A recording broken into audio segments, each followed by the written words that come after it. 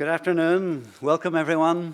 I'm David Hempton, the Dean of the Harvard Divinity School. Thanks to all of you, and especially to our distinguished guests, for joining us this afternoon for the panel discussion on religion and peace. Do universities have a role? Multi-faith collaboration, peacemaking, and higher education. This event is made possible through the remarkable generosity of the Susan Shallcross Swartz Endowment for Christian Studies at Harvard Divinity School, for which we are very grateful. I'd also like to give a special word of thanks to Paul Masari, to Gordon Hardy, to Nancy Byrne, and other HDS staff for all their work in preparation for this event. Most of all, I'd like to thank Liz Lee Hood, whose tireless advocacy and planning over many months made this event possible, made it happen. So Liz, thank you very much. Last fall, as I entered as the new dean here at the Harvard Divinity School, I gave my opening convocation address on the fog of religious conflict, spurred by a concern with the seeming ubiquity of religious conflict plaguing our world at the beginning of this new millennium, and by my own experiences as a university student in Belfast during the Troubles in the 1970s. There I witnessed firsthand both the tragedies of violence and inspiring examples of people of faith on both sides of that division, using religion to overcome violence and promote understanding and healing.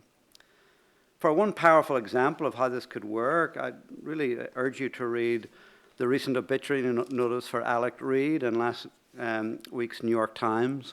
Alec Reid was a priest in the Clonard Monastery who did an enormous amount of behind-the-scenes reconciling, drawing people together for discussions. Politicians won Nobel Prizes in Northern Ireland. Diplomats won kudos.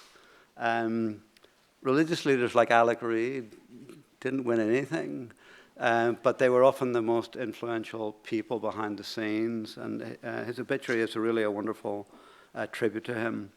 Please also read this morning's terrific op-ed by Jim Carroll in the Boston Globe, where he talked a little bit about Ireland and also about the United States in, I think, very helpful ways. The response to my convocation address from alumni, students, and colleagues, and from scholars and peace practitioners within and beyond Harvard brought home to me the keen interest in this issue and also the priority of exploring practical ways for HDS and the university to make even more of a difference in our world. This raised for us also the larger question of the role of universities worldwide in helping to promote harmonious living across religious differences. For, as important as basic research is, institutions like Harvard can also play a role in promoting peace that goes beyond pure scholarship. HDS, I think, is in a strong position to do so because we not only seek to advance academic knowledge of all of the world's major religions, but we also educate people who go on to work for peace in areas of conflict and who address problems like poverty and environmental degradation that pose such a challenge to peace. While the media, policymakers, and academics dedicate a great deal of attention to the role of religion in inciting conflict, it's equally critical, I think, for us as scholars to examine how the energies and ethics of religion inspire efforts for peace, to find out what can be learned from these efforts, and to think about what positive contributions universities around the world can make. Exploring these somewhat understudied questions is certainly a challenge requiring cross-disciplinary conversations.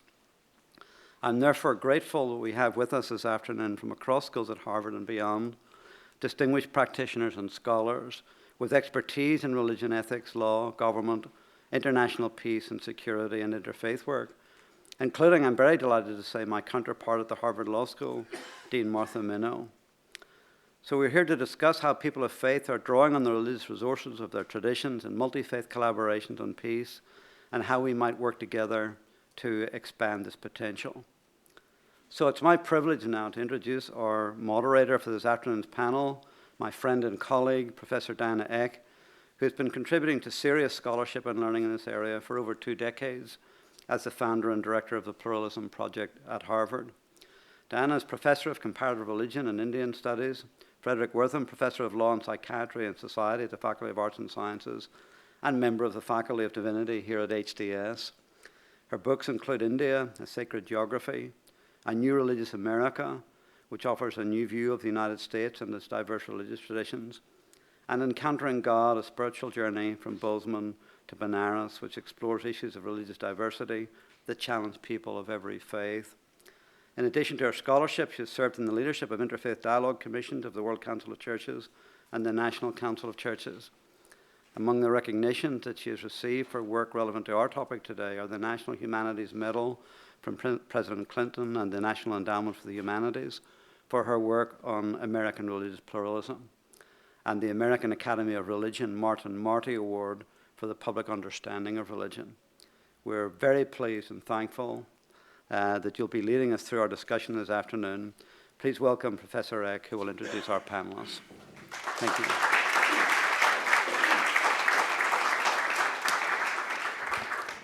Thank you, Dean Hampton. I'll say a word about each of the panelists and then just a brief introduction to our topic. And I'll begin with those on your left as you look here. The first is Martha Minow, who is the Dean of the Harvard Law School, who is an expert in human rights with a focus on members of racial and religious minorities and women, children, persons with disabilities. And she has been a graduate of Yale Law School, a law clerk to Justice Thurgood Marshall, a member of the Academy of Arts and Sciences. She served on the Independent International Commission on Kosovo and helped to launch Imagine Coexistence, a program of the UN High Commission for Refugees. Then to her left, Shaun Casey, who is now a special advisor to U.S. Secretary of State John Kerry for faith-based and community initiatives. He's on leave from Wesley Theological Seminary in Washington, D.C., where he's professor of Christian ethics. And he has written widely on war and ethics in the case of Iraq, as well as the role of religion in American presidential politics. He's a graduate of Harvard Divinity School, and we're proud of that, with a Master of Divinity degree, a Doctor of Theology in Religion and Society, and also a Master of Public Administration from the Kennedy School of Government. And even before that, a Bachelor of Arts degree from Abilene Christian University in Texas. So his experience spans the globe in the United States, so to speak. Shaun, welcome to you. Then next to Shaun is Matthew Hodes, who is director of the United Nations Alliance of Civilizations and has spent much of the past 20 years in a variety of assignments related to the design and implementation of peacemaking, peacekeeping, and post-conflict nation building in places around the world. He has been literally an international civil servant. He has been director of programs at the Club of Madrid, which consists of former presidents and prime ministers, and he has also served at the headquarters in field locations of the United Nations in places like Somalia and the former Yugoslavia, and during the Balkan Wars in the 1990s, participated in ceasefire negotiations, fact-finding missions, and provided policy and legal advice. Hodes served in 1999-2001 with the Office of the High Representative in Bosnia, with specific focus on coordinating the rebuilding of the Bosnian judicial system. Then we have Jonathan Granoff, who is president of the Global Security Institute. He's an adjunct professor of international law at Widener University School of Law and a special representative for the United Religions Initiative and a co-chair of the Task Force on Nuclear Nonproliferation International Law Section for the American Bar Association. He's a member of numerous governing and advising boards, including the Global Dialogue Institute, the Jane Goodall Institute, and the Bipartisan Security Group. He's also the producer of Point of Peace on the Millennium Development Goals of the United Nations. His focus is on the legal, ethical, and spiritual dimensions of human development and security, eliminating nuclear weapons, and environmental responsibility. And finally, at the far end of the table, we have our own Jocelyne Cesari, who is a lecturer here at Harvard Divinity School, also research assistant in the Center for Middle Eastern Studies and the Center for European Studies, and the director of the Interfaculty Program on Islam in the West. She coordinates two major web resources on Islam, the Islamopedia Online and Euro-Islam Info. And her research includes focus on Islam and globalization, Islam and secularism, immigration, religious pluralism, both in Europe and in the United States. Her most recent book is Why the West Fears Islam, an exploration of Islam in Western liberal democracies, to be published this year. Is it out yet? Just out. Congratulations. So by way of introduction, I would say that the encounter of people from different religious traditions and civilizational backgrounds in cities and nations around the world, including in the United States, has really reshaped the context of religious life and calls for attention, serious study, and serious action. In our academic work, the study of religious encounter, of multi-faith issues, has been part of, and increasingly part of, our academic work, whether in India or Burma or Sri Lanka or India or in Islamic countries throughout the world. But religious pluralism is also a civic issue that engages people as citizens in their own cultural contexts and in their own nations. And in increasingly diverse societies, it raises a fundamental question of the nature of civic polity and the we of our civic life, whether in the United States or in Indonesia or in India.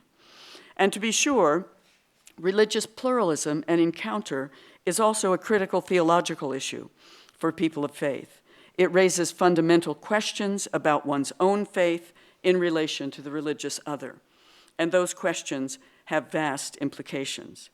So the scholarly, civic, and theological issues have their own distinctive realms of discourse, and they require us to think carefully about the meaning of voice in our work. And we can't evade the question of thinking theoretically about pluralism. Diversity is not only the characteristic of the world that we study, but also the characteristic of our own identities. And I would say in the past decades, the challenge for the study of religion has really been summed up with two words. The first, religious extremism, and the second, religious pluralism. And that first great challenge has really reshaped many fields in the study of religion, and there's been a great deal of attention to the study of religious extremism and its effects in our world. The word fundamentalist is sometimes used as a kind of shorthand for this, but we know that that's really not quite adequate to the analytic task at hand. But I'd wager that we as scholars of religion and as participants in our own religious faith, if we have one, know a lot more about the currents of religious extremism today than we do about the things that our panelists represent today. The many multi-faith initiatives that have grown wild in nations, in regions, and in a global context around the world. It's commonplace to note that the media is drawn to questions of violence and stories of violence rather than the narratives of cooperation.